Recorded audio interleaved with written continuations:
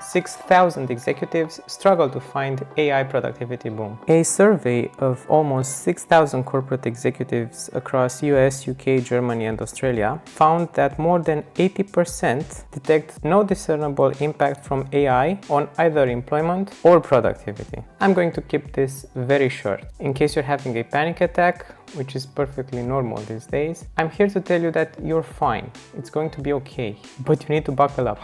Buckle up, buckaroo! Companies never chased productivity. You probably heard this 10 times already just today. Companies are striving to improve productivity. However, this is factually incorrect. Let me give you a very short example. Say you're Aramco, the world's largest oil and gas company. Should you double your productivity and flood the market with cheap oil?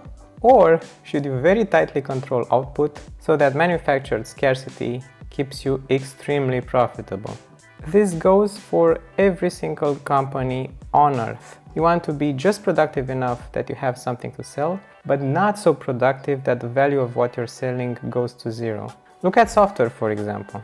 The cost to duplicate the product, i.e. copy and run the program, is basically zero. That's near infinite production capacity with fixed cost to develop. But for very rational reasons, software companies gatekeep said software products behind paywalls. If they didn't create artificial scarcity, they would go bankrupt. Companies never chase productivity, they chased profit. Those two are not synonymous. In terms of context augmentation, i.e. figuring things out, 30 years ago you would read the manual. 15 years ago you'd Google it. 5 years ago you asked on Stack Overflow. Today you ask a large language model to explain things. In terms of error handling, i.e. killing bugs, 30 years ago you used caffeine and OCD to double check punch cards. 15 years ago you looked at compiler errors and applied test-driven development and end-to-end testing religiously. 5 years ago you applied linting and auto-formatting rules to your codebase, all of this coupled with CI/CD pipelines and IDE suggestions.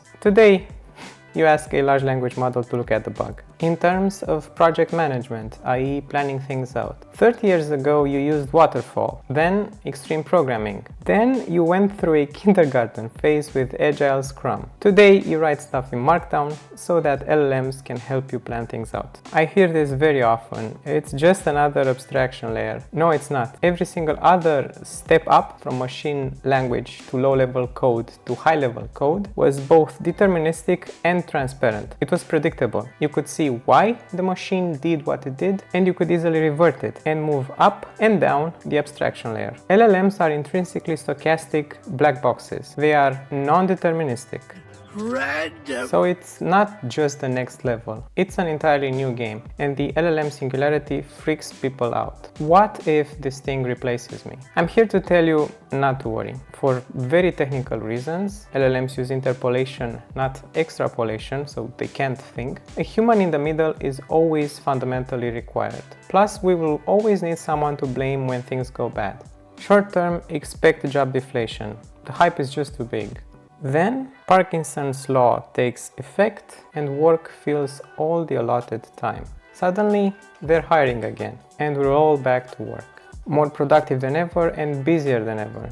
But don't forget, productivity was never the goal. It never was and it never will be. Profitability is the goal. And companies cannot be profitable if nobody has cash to buy their stuff. So don't worry, we will always have jobs. It's just that they'll be a lot more demanding than they are today. And with the exception of a few stubborn software engineers, everyone will perceive software as indistinguishable from magic. So if you're stubborn enough to keep learning and keep developing your skills as a programmer, you'll soon be a wizard walking among peasants, like Gandalf with a yellow Lamborghini.